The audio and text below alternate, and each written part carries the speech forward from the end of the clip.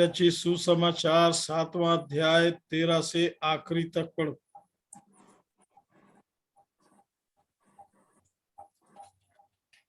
इसके बाद सृष्टि गवाही देने के लिए, यदि गवाही देना चाहते हो तो तुम्हारी गवाही को सुनेंगे।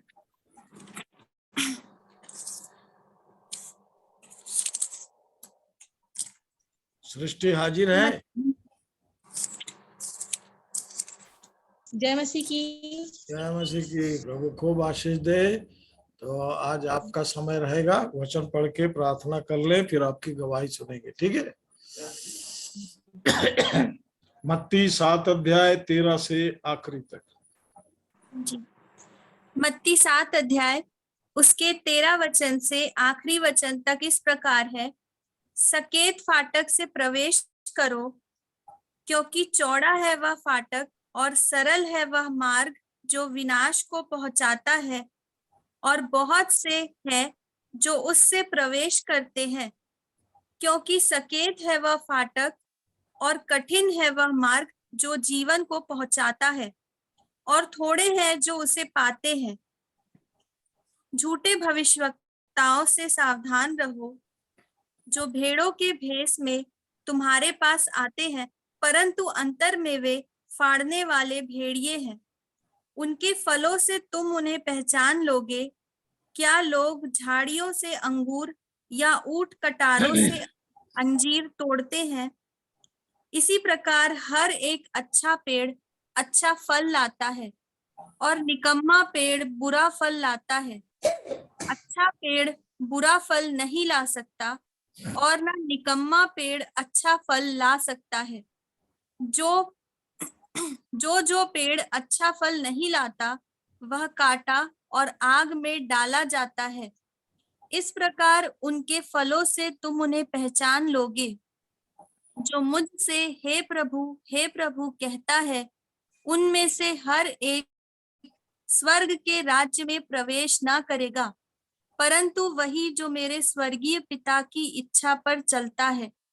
उस दिन बहुत से लोग मुझसे कहेंगे, हे प्रभु, क्या हमने तेरे नाम से भविष्यवाणी नहीं की, और तेरे नाम से दुष्ट आत्माओं को नहीं निकाला, और तेरे नाम से बहुत से आश्चर्य कर्म नहीं किए?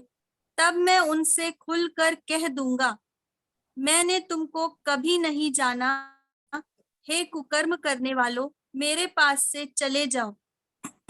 इसलिए जो कोई मेरी ये बातें सुनकर उन्हें मानता है, वह उस बुद्धिमान मनुष्य के समान ठहरेगा, जिसने अपना घर चट्टान पर बनाया, और मेघ बरसा और बाढ़ें आई और आंधियां चली और उस घर से टकराई, फिर भी वह नहीं गिरा, क्योंकि उसकी नींव चट्टान पर डाली गई थी।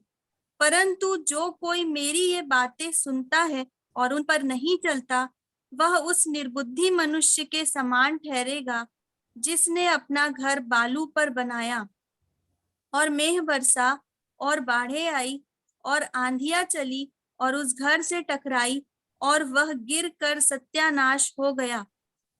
जब यीशु ये बातें कह चुका, तो ऐसा हुआ कि भीड़ उसके उपदेश से चकित हुई, क्योंकि वह उनके शास्त्रियों के समान नहीं, परंतु अधिकारी के समान उन्हें उपदेश देता था। प्रार्थना करो। आइए हम प्रार्थना करें। धन्यवाद स्वर्ग और पृथ्वी को, और हम सब जीवित प्राणियों को, और विशेष कर को मुझे बनाने वाले मेरे जीवित परमेश्वर पिता। मैं अपने उद्धारकर्ता, मुझसे प्रेम करने वाले और मुझे जीवन देने वाले मेरे यीशु मसीह के नाम से आपके चरणों में आती हूँ पिता। आपकी दया, आपके प्रेम और अनुग्रह के लिए मैं हृदय से धन्यवाद देती हूँ पिता। आपने मुझे और मेरे सभी प्रियजनों को जो संगति में जुड़ते हैं सुरक्षित, जीवित और प्रभु में बना के रखा है, विश्वास में बना के रखा है पिता। मैं बहुत बहुत धन्यवाद देती हूँ। सबों की देह प्राण आत्मा के लिए हृदय से धन्यवाद देती हूँ पिता। आज के जीवित वचन के लिए, पवित्र वचन के लिए प्रभु जी जो पढ़ा गया, मैं बहुत बहुत धन्यवाद देती हूँ प्रभु। क्या आपने आज के वचन को दिया है। आप हर दिन हम सबसे बोल रहे हैं और बातचीत कर रहे हैं। ऐसा कोई दिन नहीं है जिस दिन आपने हमसे बात नहीं की, आपने स्वर्गीय मन्ना को नहीं बरसाया, आपका बहुत बहुत धन्यवाद देती हूँ पिता यीशु मसीह के नाम में कि मैं बचाई गई। और प्रभु जी, आपने मुझे गवाह ठहराया है, आपने मुझे शैतान के हाथों से छुड़ाया है, आपने मुझे अंधकार से, पाप से, बुराई से और पुराने मनुष्यत्व से निकाल कर आप मुझे नए मनुष्यत्व में लेकर आए हैं पिता। मैं यीशु मसीह के नाम में धन्यवाद देती हूँ।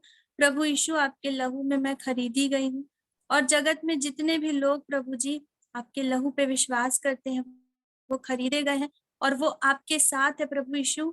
और पिता की संतान होने का अधिकार मुझे मिला है और उन मेरे सभी भाई बहनों को मिला है जिसने आपके लहू पे विश्वास किया, जिसने आपके सुसमाचार पे विश्वास किया है। प्रभु, आपका हृदय से धन्यवाद देती हूँ प्रभु जी कि मुझ तक सुसमाचार पहुंचा प्रभु और मेरा हृदय छिदा प्रभु और मैं मन फिरा पाई प्रभु जी।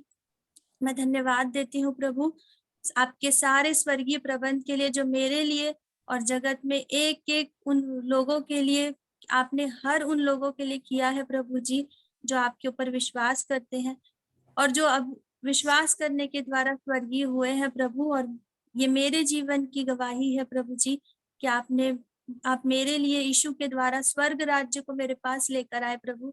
मुझे कहीं जाना नहीं पड़ा, भटकना नहीं पड़ा प्रभु जी, ना कहीं तीर्थ स्थान जाना पड़ा, ना ही कुछ बलि करना पड़ा प्रभु, लेकिन आपने सब कुछ मेरे पास लाके दे दिया प्रभु। मैं आपका बहुत बहुत धन्यवाद देती हूँ प्रभु जी। प्रभु यीशु, मैं अपने घर परिवार के लिए, अपने लोग के और विशेष करके संगति में जुड़ने वाले सभी प्राचीन और पवित्र भाई बहनों के लिए बहुत बहुत धन्यवाद देती हूँ प्रभु। उनके बचाए जाने के लिए, उनके जीवन के लिए धन्यवाद देती हूँ प्रभु जी। जितने नए भाई बहन जुड़ते हैं उनके लिए भी मैं विश्वास करती हूँ प्रभु कि आप उनसे भी बोल रहे हैं और बातचीत कर रहे हैं और उनके लिए भी आपकी अद्भुत योजना है प्रभु जी, तभी आपने उन्हें इस संगति में जोड़ा है। आपके प्रभु जी वचन कभी भी व्यर्थ नहीं जाएगा प्रभु, क्योंकि वचन जीवित है प्रभु। सुसमाचार कभी भी व्यर्थ नहीं जाएगा, ना आपका लहू व्यर्थ जाएगा प्रभु जी, ये मेरा विश्वास है प्रभु। प्रभु, आपके सारे प्रबंध के लिए बहुत बहुत धन्यवाद। और प्रभु जी, आपने मुझे चंगाई दी, धन्यवाद देती हूँ प्रभु। धन्यवाद देती हूँ प्रभु जी कि मामू के जीवन के लिए प्रभु, कि अब तक प्रभु जी मैंने और मेरे सभी भाई बहनों ने जो जुड़े हैं प्रभु, उनके जीवन को देखा है। जब वो कहते हैं कि मैं स्वर्गीय हूँ, हाँ प्रभु, हम विश्वास करते हैं और हमने देखा है प्रभु जी कि वो यहाँ की मिट्टी के लोगों के समान व्यवहार नहीं करते प्रभु, वचन के अनुसार उनका जीवन है प्रभु। मैं बहुत बहुत धन्यवाद देती हूँ ऐसे अगुवे के लिए प्रभु जी। मैं धन्यवाद देती हूँ प्रभु जी जब वो कहते हैं कि मैं यीशु का हूँ, और सच में प्रभु जी उनके चलने, उठने, बैठने, बात करने और प्रचार करने में यीशु दिखता है प्रभु। मैं आप दिखते हैं यीशु मसीह में। बहुत बहुत धन्यवाद देती हूँ कि हम ऐसे अगुवे का अनुसरण कर रहे हैं प्रभु जी, जो सच में स्वर्ग के द्वारा प्रबंध करके हमारे बीच में ठहराए गए हैं प्रभु। मैं बहुत आशीष देती हूँ प्रभु जी, और हम सब मिलकर आशीष देते हैं प्रभु मामू के जीवन के लिए।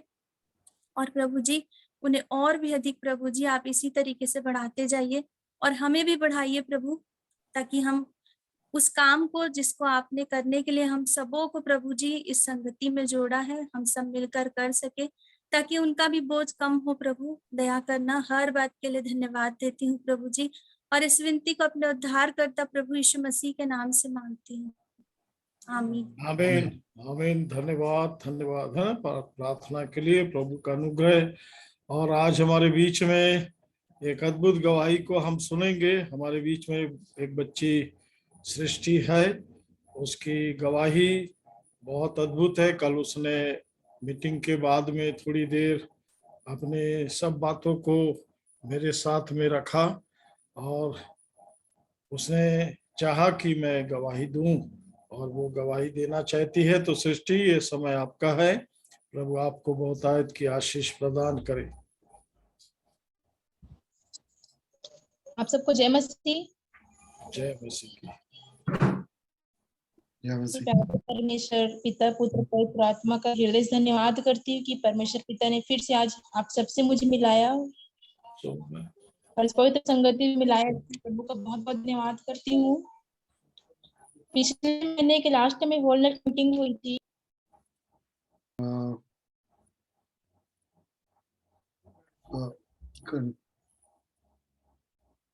नेटवर्क चला गया भैया उनका। अच्छा ठीक है, बाद में जब वो उपस्थित होगी जी तो हम उससे फिर उसकी गवाही को सुनने के लिए उसको निमंत्रण देंगे। सो आज हमने पढ़ा मत्ती 7 अध्याय और 13 वचन से और उसके आखिरी वचन तक। परमेश्वर का धन्यवाद हो। ये परमेश्वर का वचन हमें दिया गया है, बाइबल, और परमेश्वर के वचन से जहां से भी जब भी हम पढ़ते हैं तो हम बाइबल ही पढ़ते हैं, परमेश्वर के वचन को ही पढ़ते हैं। और इसलिए परमेश्वर के वचन में परमेश्वर की बहुत अद्भुत बातें हैं। बहुत सी बातें बिल्कुल सीधी सीधी है और बहुत सी बातें भेद भरी है, जिसके लिए उसके बच्चे आपस में लगातार संगति करते रहते हैं कि संगति के द्वारा बड़े बड़े भेद उनके जीवन में खोले जाए। यहाँ पर भी जब हमने आज के वचन को पढ़ा तो मार्ग बहुत से हैं, पर विशेषकर 2 मार्ग और उस 2 मार्ग में अद्भुत बात यह है कि एक मार्ग जबकि लिखा हुआ है 13 वचन को यदि हम पढ़ेंगे, सकेत फाटक से प्रवेश करो क्योंकि चौड़ा है वह फाटक और सरल है वह मार्ग जो विनाश को पहुंचता है। देखिए, वचन सतर्क कर रहा है जिसमें सब जा रहे हैं, क्योंकि सब जा रहे हैं। हर किसी को आप ये बात बोलते सुनेंगे कि भाई जो सब कर रहे हैं वो हम कर रहे हैं। ये पृथ्वी का स्वभाव है और पृथ्वी के ईश्वर का जो स्वभाव है, समझेंगे जरा, वो सबको धोखे में विनाश की ओर लेके जा रहा है। प्रभु का यही प्रेम है कि जब उन्होंने देखा कि ये विनाश की ओर जा रहे हैं, अपने आप को दे दिया। वो हमारे लिए मार्ग बन गया, जीवन बन गया। और तब वचन इस बात को बता रहा है, 14 वचन, क्योंकि सकेत है वह फाटक और कठिन है वह मार्ग। अब यहां वो शब्द बहुत स्पष्ट है, जो जीवन को पहुंचाता है। प्रियो, जीवन की बातों को जानने के लिए मनुष्य के अंदर एक उत्साह होना चाहिए। जीवन की बातों को पाने के लिए उसके अंदर एक धुन होना चाहिए, क्योंकि ये जीवन जो है, चौड़े मार्ग में सब जा रहे थे, उनके पास भी जीवन है, पर वो विनाशकारी जीवन है।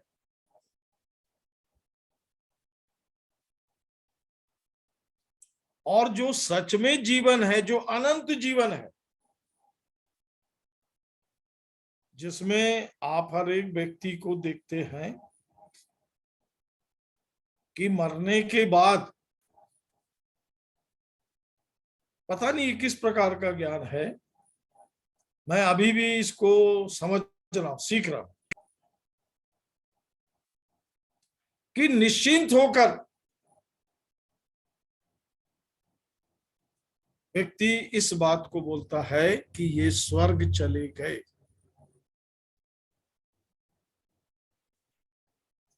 कभी उस मार्ग में उन्होंने कदम नहीं रखा,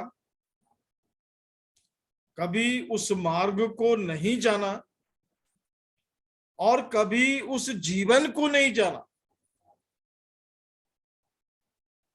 क्योंकि प्रकाशित वाक्य में लिखा है, जिस किसी का नाम जीवन की पुस्तक में लिखा हुआ ना मिला,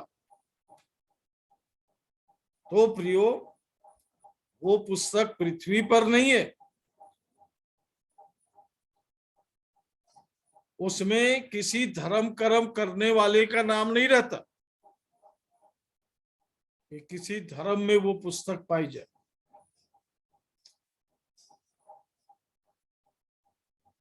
वो जीवन की पुस्तक है।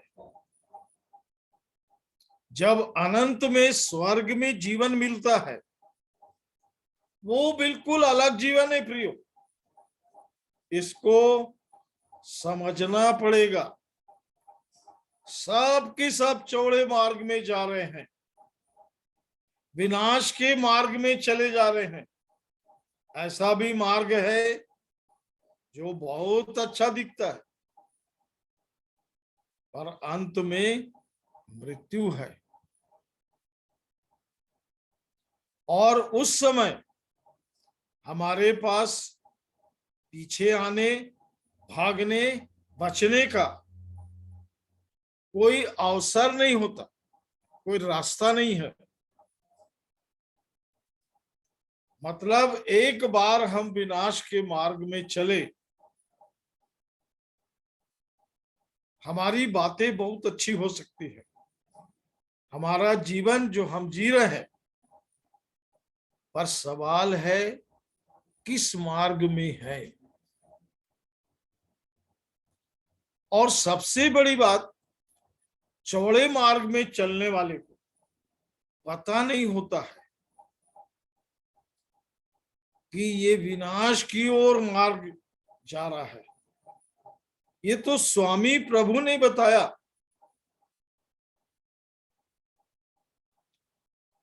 और प्रियो, यहां पर मार्ग की बात है, तो अवश्य है कि जब चौड़े मार्ग में जा रहे हैं, तो जो उनको लेके चल रहा है चौड़े मार्ग में, वो कैसा व्यक्ति होगा, क्या कर रहा है वो।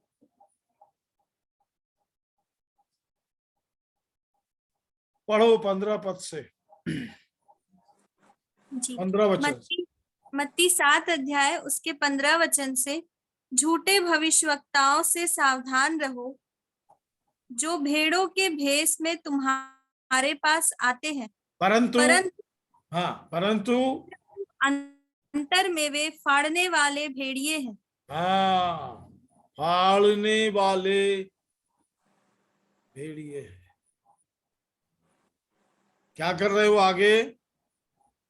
उनके फलों से तुम उन्हें पहचान लोगे। क्या लोग झाड़ियों से अंगूर या ऊंट कटारों से अंजीर तोड़ते हैं?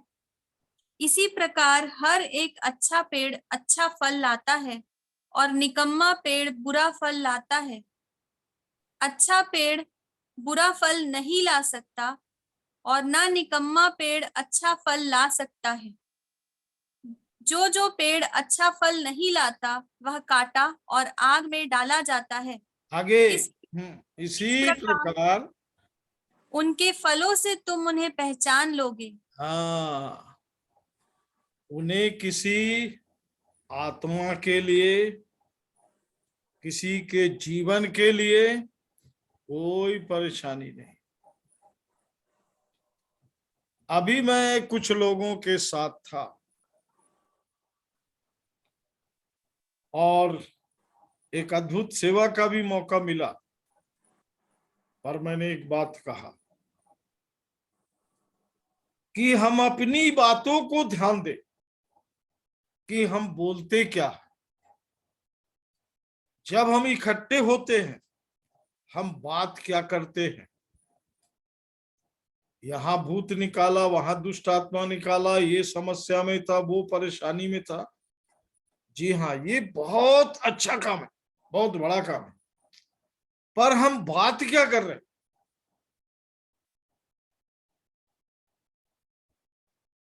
भूत निकालना, दुष्ट आत्मा निकालना, ये करना, और हमारे सामने कितने समय वो व्यक्ति रहता है जिसमें अशुद्ध आत्मा और दुष्ट आत्मा रहती है। हम उसको एक लंबा लंबा समय देना पड़ता है, उसको समय देते।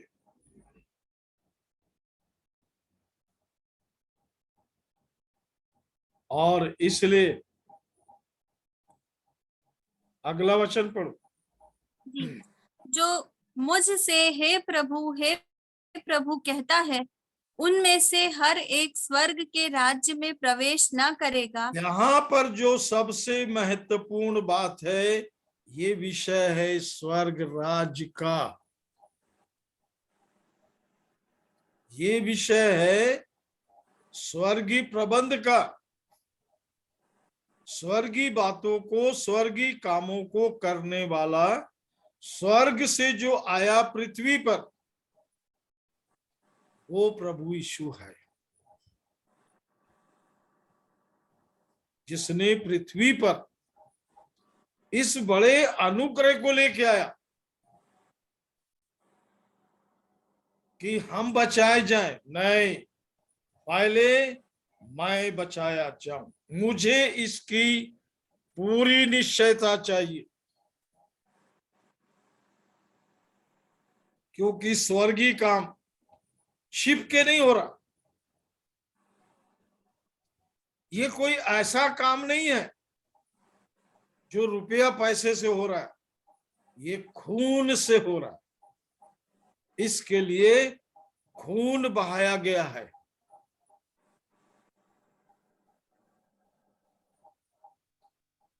समझ में आ जाए तो आप निश्चिंत नहीं बैठोगे कि प्रभु यीशु मेरे चारों तरफ, मैं तो बचाया गया हूं, पर मेरे चारों तरफ क्या दशा है। मेरे साथ में चलने वाला कोई एक भी व्यक्ति है क्या। उत्साहित होना है कि मैंने जीवन को पाया है, मुझ पर प्रभु का अनुग्रह हुआ है। होगा ऐसा नहीं है, ऐसा है तब भी आप भूल भुलैया में, क्योंकि यहां मार्ग दो है, इसे ध्यान रखेंगे।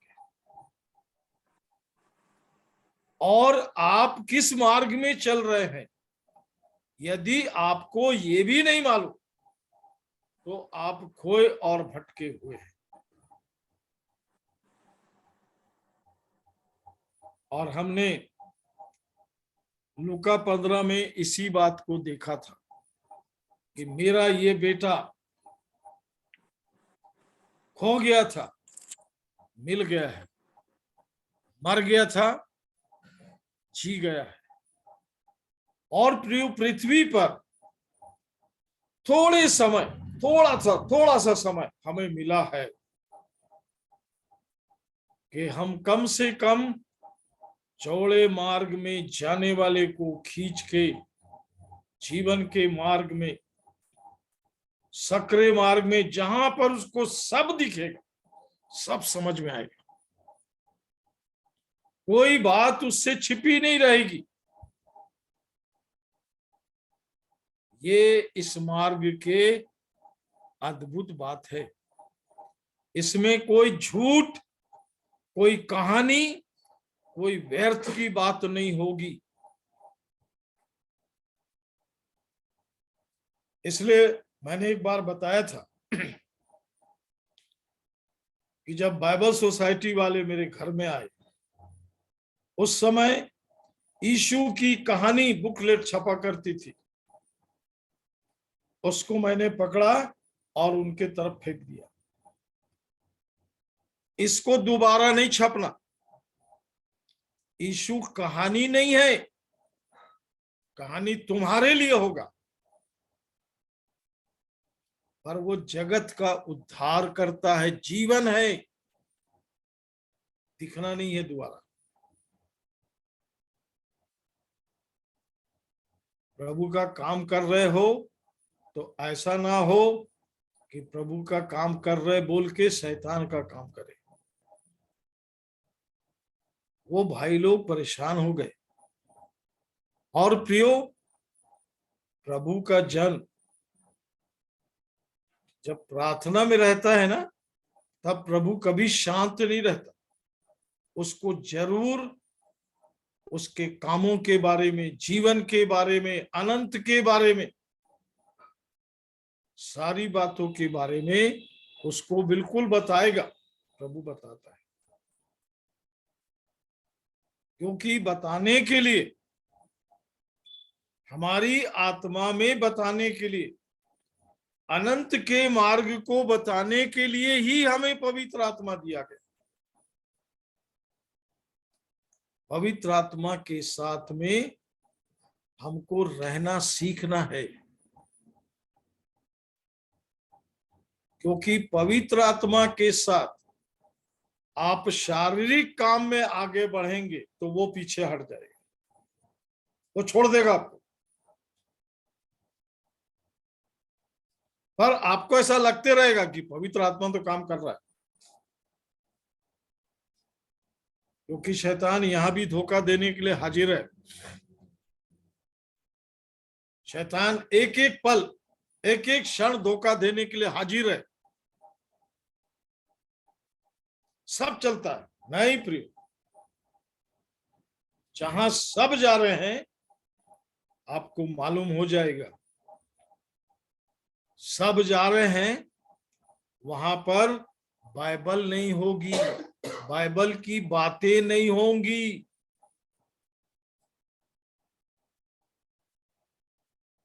ये तो आप लोग भाग्यशाली हो, ये वचन को सुन रहे हो, भाग्यशाली हो। पर सिर्फ सुनने वाले नहीं होना, जब प्रभु छू के देखे तो मालूम हो कि ये जिंदा है, और जिंदा कोई ना कोई काम, एक्टिविटी में रहता है। प्रभु उसको स्वर्गीय राज्य के लिए, स्वर्गीय काम के लिए बोझ देता है। और इसलिए प्रियो, ये बहुत अद्भुत बात है।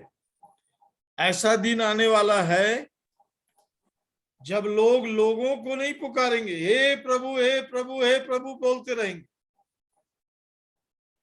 उस दिन मैं क्या बोलूंगा?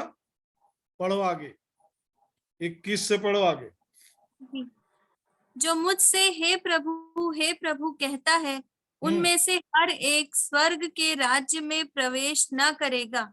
स्वर्ग के राज्य में, आगे, परंतु वही जो मेरे स्वर्गीय पिता की इच्छा पर चलता है। हाँ, आगे। उस दिन बहुत से लोग मुझसे कहेंगे, हे प्रभु, क्या हमने तेरे नाम से भविष्यवाणी नहीं की? वो दिन आने वाला है प्रियो। बाइबल की सबसे अच्छी बात यह है कि मेरा स्वामी आने वाला है, और वो आकर मुझे मेरे किसी काम के लिए फिर समय नहीं देगा कि वो आ जाएगा तो हम कुछ कुछ करने लग जाएंगे। नहीं प्रियो, इसलिए बाइबल उस दिन ऐसा बोलती, उस दिन जब वो अपनी महिमा में आएगा तो हर किसी को आपको ये सोचना है कि यदि मैं उस महिमा में नहीं रहा तो महिमा के भीतर मैं प्रवेश कर नहीं पाऊंगा। चौड़े मार्ग से जीवन का मार्ग नहीं मिलता। सकरे मार्ग में चलेंगे तो परमेश्वर हमारा निर्माण करता है कि हम उस मार्ग में चलने योग्य बने।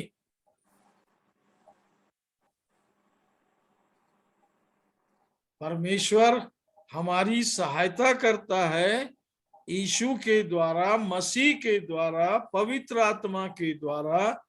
और सबसे बड़ी बात, अपने वचन के द्वारा हमारी सहायता इसलिए करता है कि हम वचन को और उसके सामर्थ्य को अपने जीवन में काम करते हुए देखते हैं, क्योंकि पवित्र लहू के द्वारा हम उसके साथ उसके घराने के हो जाते हैं। इन बातों को याद रखेंगे। आगे बढ़ते जाओ, चलो। और तेरे नाम से दुष्ट आत्माओं को नहीं निकाला, और तेरे नाम से बहुत से आश्चर्य कर्म नहीं किए, तब मैं उनसे खुलकर कह दूंगा, मैंने तुमको कभी नहीं जाना। हे कुकर्म करने वालों, मेरे पास से चले जाओ। चले जाओ, चले जाओ, चले जाओ। कौन से काम करने वाले? कुकर्म। कुकर्म करने वाले मेरे पास से। उन्होंने तो ऐसा नहीं बोला हम कुकर्म करते, उन्होंने कहा हमने तेरे नाम से। जी हाँ, पढ़ना जरा इस पद को फिर से, 22 वचन को। उस दिन बहुत से लोग मुझसे कहेंगे, हे हाँ, प्रभु, हे प्रभु से कहेंगे, प्रार्थना करते रहते, गिड़गिड़ाते रहते, रोते रहते, फास्टिंग में पड़े रहते। ये आपकी इच्छा है, ये आपका तरीका है, आपने किसी से देखा, इसको सीखा है, पर वो तरीका कहीं गलत ना हो जाए। देखिए आगे, क्या हमने तेरे नाम से भविष्यवाणी नहीं की? कोई दूसरा नाम नहीं है, उसी के नाम से भविष्यवाणी। आगे, और तेरे नाम से दुष्ट आत्माओं को नहीं निकाला, आगे, और तेरे नाम से बहुत से आश्चर्य कर्म नहीं किए। हाँ प्रियो, हमने काम किया है, पर जो जीवन जीने का तरीका है, प्रबंध है, क्या उस प्रबंध में हम आए हैं? मैं शुरू से एक बात के पीछे पड़ा हूं, आप काम करो चाहे मत करो,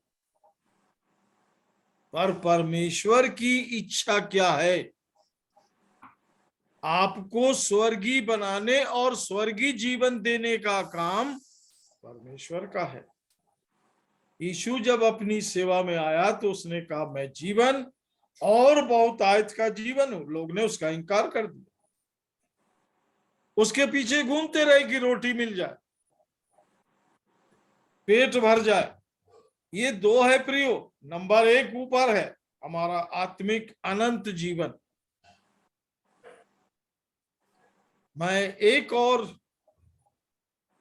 भूल में पड़े हुए व्यक्ति की भूल को बताना चाहता हूं। हर कोई कहता है मरने के बाद, हर कोई लिख देता है स्वर्गीय हो गया, हमारे मम्मी पापा स्वर्ग चले गए, हमारी पत्नी स्वर्ग चली गई, हमारा पति स्वर्ग चला गया, बच्चे स्वर्ग चले गए, मेरा ये स्वर्ग चला गया। वो लोग स्वर्गीय जीवन को जिए कितने दिन? स्वर्गीय जीवन को जाना किसने? स्वर्गीय जीवन को बताया किसने? अनजान जगह में तो आप जा नहीं सकते। जो जीवन आपके पास है नहीं, पानी में रहने का जीवन आपके पास नहीं, आप नहीं जाते हो। स्वर्ग चले गए मतलब स्वर्ग का जीवन होना चाहिए। यही तो आप बड़ा अनुग्रह है परमेश्वर का, कि इस मिट्टी के जीवन को बदलता है प्रभु। इस मिट्टी के जीवन में औकात नहीं है, ताकत नहीं है, क्षमता नहीं है इसमें कि ये स्वर्गीय जीवन को पा जाए।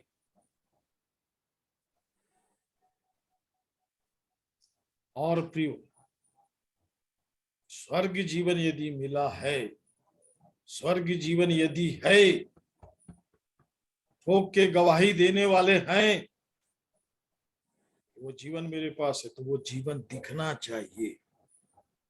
नहीं तो हम भी उस प्रकार के जीवन को जी रहे हैं। यहाँ पर 24 वचन को पढ़ेंगे, 24 ध्यान से पढ़ेंगे, 24 पर। इसलिए जो कोई मेरी ये बातें सुनकर उन्हें मानता है, सुनकर, मानकर, आगे, वह उस बुद्धिमान मनुष्य के समान बुद्धिमान ठहरेगा। व्यक्ति, मतलब जीवन के लिए ये सारी चीजें होना है आपके पास। बुद्धिमानी, सुनना, मानना, उस पर चलना। बाहरे नहीं रहने देता प्रभु, बाहरे तो आपका कान खोल देगा, अंधे तो आंख खोल देगा, पर वो जीवन को जीने वाले लोग चाहिए। वो जीवन को प्रियो जीने वाले लोग चाहिए। आगे, जिसने अपना घर चट्टान पर बनाया और मेघ बरसा और बाढ़ें आई और आंधियां चली और उस घर से टकराई, फिर भी वह नहीं गिरा। क्या क्या आया उस घर पर? फिर से, और मेघ बरसा, मेह बरसा, बाढ़ें आई बाढ़े आई, और आंधियां चली आंधियां चली, और उस घर से टकराई, टकराई। आगे, भी वह नहीं गिरा, क्यों नहीं गिरा? क्योंकि उसकी नींव चट्टान पर डाली गई थी। यहाँ तो मुंह लटका आगे पड़े हुए हैं। क्या हुआ भाई? अरे ठोकर लग गई, बड़ा नाजुक जीवन है। हाथ पैर में कीले ठोकेंगे तो किधर दिखोगे? दो चार कोड़े बरसेंगे तो किधर दिखोगे? किधर दिखोगे? मेघ बरसा, आंधी चली, बाढ़ें आई, टक्कर लगी,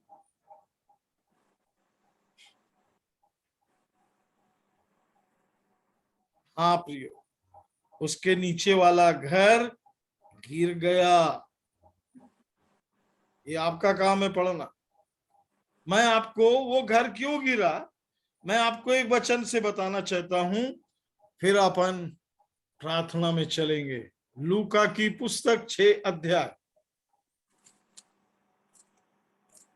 लूका की पुस्तक 6 अध्याय और 48, 48, 49, 48 और 49 पद पढ़ेंगे। लूका 6 अध्याय उसका 48 और 49 वचन। वह उस मनुष्य के समान है जिसने घर बनाते समय भूमि गहरी खोदकर चट्टान पर नींव डाली, और जब बाढ़ आई तो धारा उस घर पर लगी, परंतु उसे हिला न सकी, क्योंकि वह पक्का बना था। आप पढ़ो आगे। परंतु जो सुनकर नहीं मानता, ध्यान देंगे, जो सुनकर नहीं मानता, वह उस मनुष्य के समान है कैसा मनुष्य है वो? आगे, जिसने मिट्टी पर बिना नींव का घर बनाया। जब उस पर धारा लगी तो वह तुरंत गिर पड़ा, और गिर कर उसका सत्यानाश हो गया। सत्यानाश हो गया, क्योंकि वो मिट्टी पे बना था, बिना नींव के बना था। मतलब कोई मिट्टी आया, जैसे बोला उसका अनुसरण कर लिए, इसलिए चौड़े मार्ग में है। चले कहीं भी, नीला पीला हरा सफेद ड्रेस पहन के चले कहीं भी, तो हम इन ड्रेसों को देख के सोचते हैं ये मिट्टी का जीवन तो बदल गया होगा। नहीं, वो आदमी नहीं बदला, मिट्टी नहीं बदला।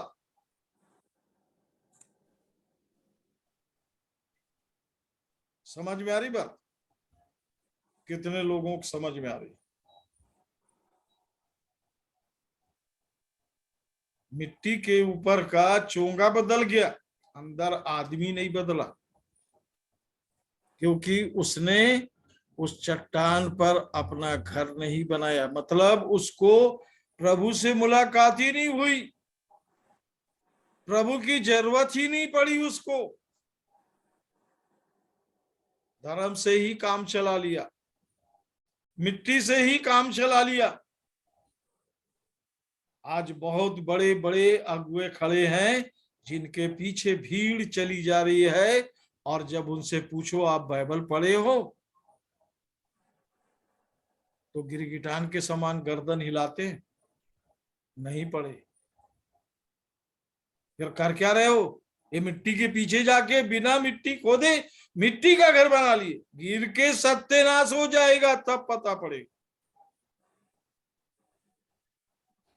क्योंकि प्रियो, एक वचन पढ़ेंगे, इस्राएलियों के साथ भी ये चट्टान बराबर चलती थी, और वो अंधे थे, नहीं पहचान पाए, सब रास्ते में मर गए। मंजिल में पहुंचने की बात ही नहीं है, नहीं तो आप गवाह होते कि मुझे प्रभु ने यहां पर पहुंचाया है। और गवाह बनना है प्रियो, आपके प्रतिदिन की जीवन की गवाही आपके साथ होना चाहिए। मैं गवाही का समय क्यों देता हूं? क्योंकि मुझे मालूम है जो घर चट्टान पर बना है, उसके साथ चट्टान रोज कुछ ना कुछ करती है।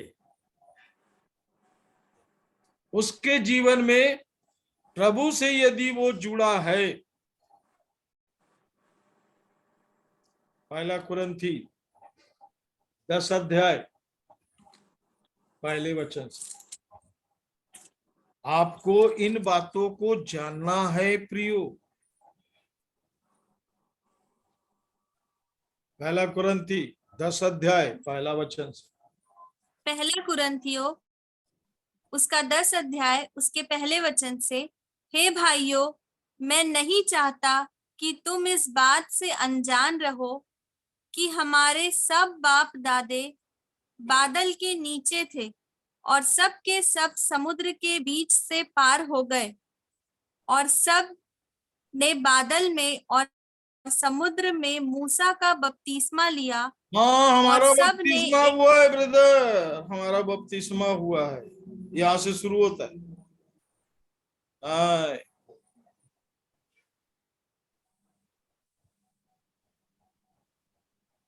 सबने बपतिस्मा लिया था।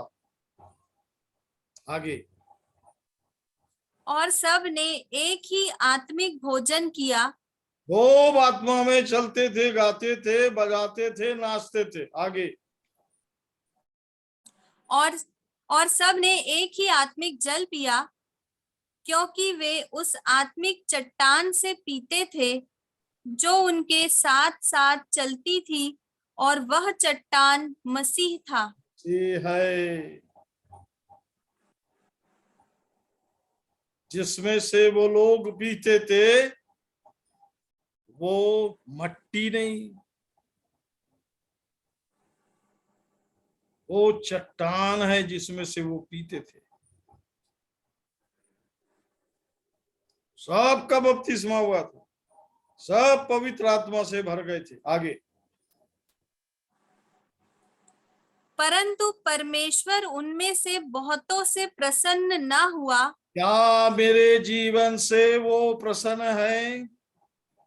मेरा जीवन उसकी इच्छा के अनुसार है?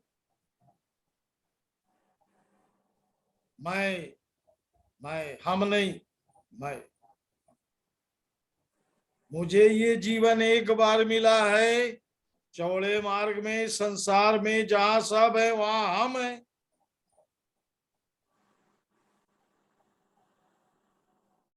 क्या बात है! बहुतेरों से परमेश्वर प्रसन्न नहीं हुआ, तो इसलिए वे जंगल में ढेर हो गए। जंगल में उनकी लाशें पड़ी थी, कोई उठा के गड़ाने वाला नहीं था। गड़ाने वालों की सेवा खत्म हो गई थी वहां। अभी भी ऐसा समय आएगा, कोई प्रार्थना करके गड़ाने वाला नहीं मिलेगा, क्योंकि प्रभु पहले उनको मारेगा जो किसी को गड़ाते हैं। बड़े प्रार्थना के साथ में लाइन लगा देगा उनका, पहले तुम्हारा नंबर,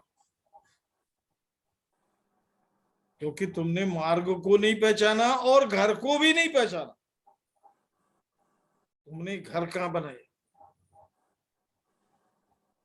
और इसलिए प्रियो, एक वचन को पढ़ेंगे, फिर प्रार्थना करेंगे।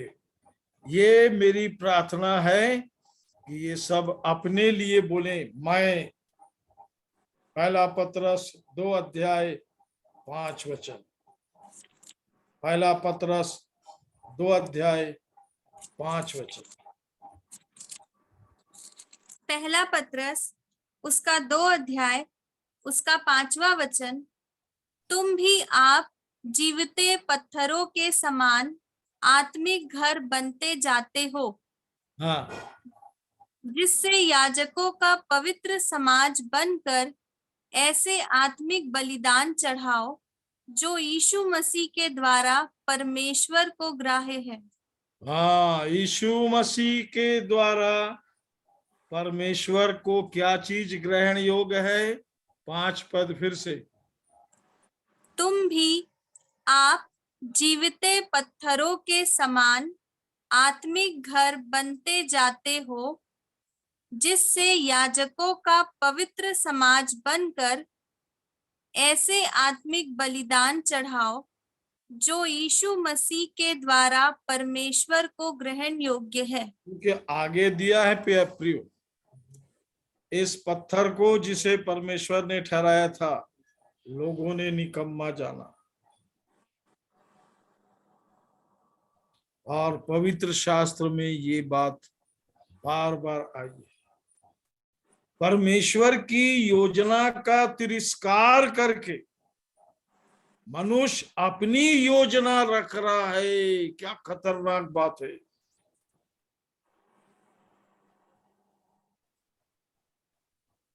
अरे भाई, आपको स्वर्ग के बारे में कुछ नहीं मालूम। ये स्वर्ग से आया ही इसलिए, मेरे बिना कोई नहीं जा सकता, मेरे बिना कोई नहीं जा सकता।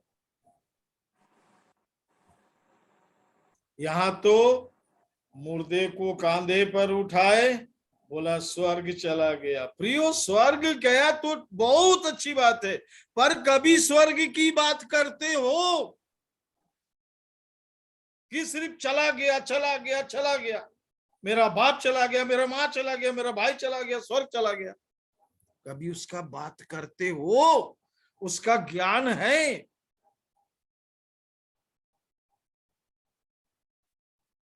कौन हो तुम? क्या हो?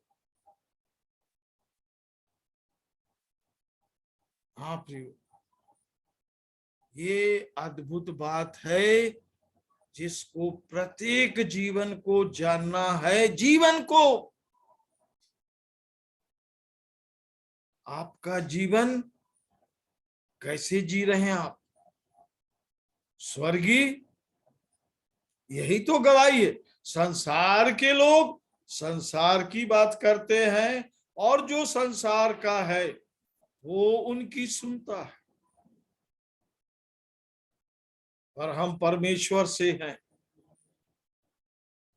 हमसे वही बात करेगा जो परमेश्वर का। बाकी भागता है किनारे किनारे। क्यों भागता है भाई? हम तो आपकी मदद करना मांगते हैं, आप स्वर्गीय जीवन जियो।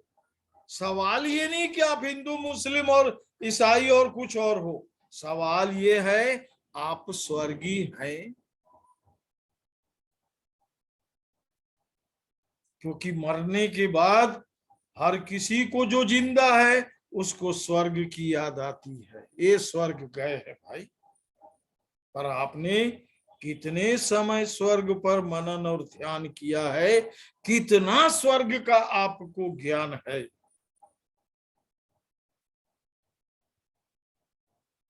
क्योंकि नया नियम और यीशु का मुख स्वर्ग से शुरू होता है।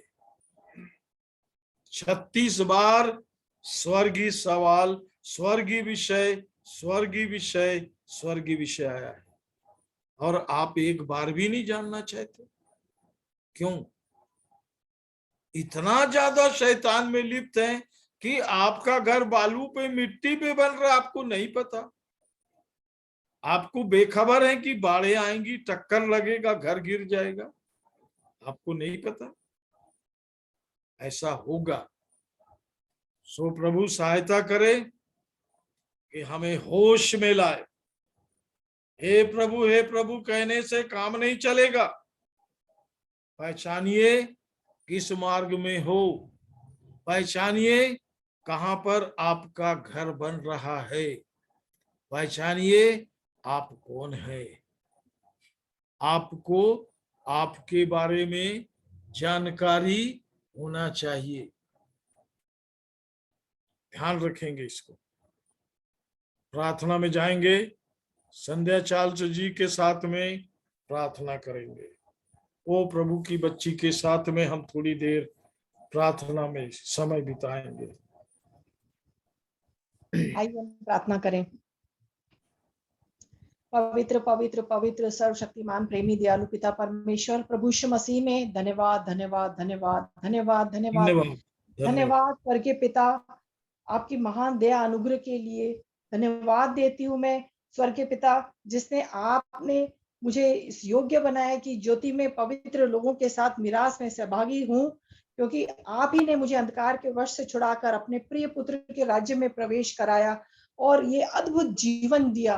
प्रभु यीशु मसीह, आप ही मेरे चट्टान और मेरा दृढ़ गढ़ है। प्रभु यीशु मसीह, आप मेरे हैं और मैं आपकी हूँ, और ये दिन प्रतिदिन आप इसको प्रमाणित करते जाते हैं कि आप कितना प्यार करते हैं मुझसे। और प्रभु यीशु मसीह, आप ही की योजना में और आपकी सारी उपस्थिति में प्रभु यीशु मसीह, आपके कामों को देख करके प्रभु जी मैं धन्यवाद देती हूँ कि आप की इच्छा के अनुसार प्रभु जी आप काम कर रहे हैं। आप यहाँ पे चल रहे हैं, फिर रहे हैं, लोगों से मिलते हैं। प्रभु जी, सारी महिमा मैं आपको देती हूँ प्यारे प्रभु यीशु मसीह, इस अद्भुत जीवन के लिए। आप ही वो जीवन का सोता है जो हमेशा उमड़ता रहता है अनंत तक। प्रभु यीशु मसीह, आपने जो वायदे किए हैं वो सदा सदा के लिए मेरे साथ रहेंगे। और प्रभु यीशु मसीह, मैं आपको धन्यवाद देती हूँ आज की संगति के लिए, सुंदर स्वर्गीय समय के लिए।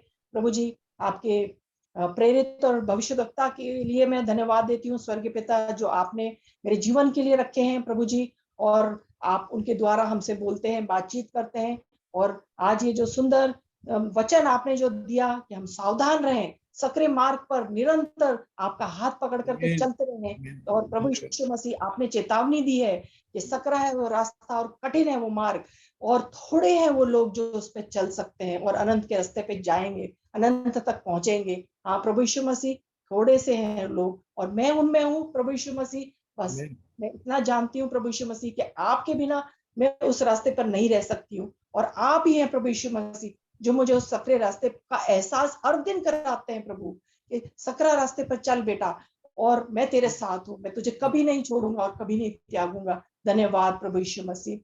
और आपके इस अद्भुत योजना के लिए प्रभु जी, ये सब भाई बहन मिल करके प्रभु थोड़े समय के लिए इकट्ठा होते हैं और आपकी योजना को प्रभु हम जानने पाते हैं, सीखने पाते हैं और उसके अनुसार चल सकते हैं प्रभु जी। और आप चलने में हमारी सहायता मदद करते हैं पवित्र आत्मा, और हमारे विश्वास को दिन प्रतिदिन आप बढ़ाते चले जाते हैं, ताकि प्रभु जी वो क्षण के लिए हम तैयार पाए जाएं जब प्यारे प्रभु यीशु मसीह आप आने वाले हैं, और हम उस क्षण के लिए तैयार पाए जाएं। धन्यवाद प्रभु जी। ये कभी ना भूलें कि आप ही हमारी चट्टान है, और बुद्धिमानी जो आपके द्वारा हमें मिलती है प्रभु जी, उस बुद्धिमानी से हम ये जीवन जीना सीखें प्रभु जी। और आपके स्वर्गीय राज्य में प्रभु जी चलने के लिए प्रभु स्वयं भी और औरों को भी प्रभु जी ये देने पाए प्रभु जीवन, ऐसे आपने योग्य बनाया प्रभु। और इन सब प्रियजनों के लिए मैं आपको धन्यवाद देती हूँ प्रभु, और हर एक को यीशु के नाम से मैं आशीषित करती हूँ। दादा के लिए धन्यवाद देती हूँ प्रभु, उनके जीवन के लिए आपने उस स्वस्थ और भला चंगा रखा है, और पूरे परिवार को यीशु के नाम से मैं आशीषित करती हूँ प्रभु।